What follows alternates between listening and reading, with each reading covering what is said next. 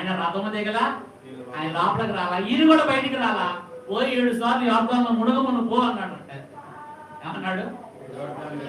7 సార్లు యోర్దానికి వెళ్ళి మునిగిపో అని అనగానే నయమానికి ఆ కోపం వచ్చేసిందండి.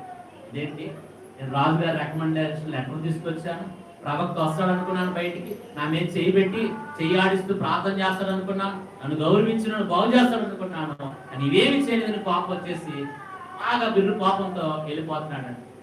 అప్పుడు నయమాను పక్కన ఉన్న పనివాడు అంటున్నాడు, అయ్యా ఆయన గొప్ప దైవజనుడు ప్రవక్త, నిన్నేం గొప్ప పని చేయమనలేదుగా, ఏదైనా యుద్ధం చేయమన్నాడా నిన్ను, లేకపోతే ఏదైనా బరువైన పనులు చెప్పాడా, నీకేదైనా కష్టమైన పని చెప్పాడా, మునగమంటం చిన్న పనే కదయ్యా, ఏమో ఒకసారి చేసి చూడరా ఆయన గొప్ప ప్రవక్త ఎందుకు చెప్పాడు అనగా ఈ పనివాడి బతిలాటాన్ని బట్టి నయమాన్ వెళ్ళి యోర్దానులో 7 సార్లు మునిగాడు. ఏం చేశాడంటమ్మా? 7 సార్లు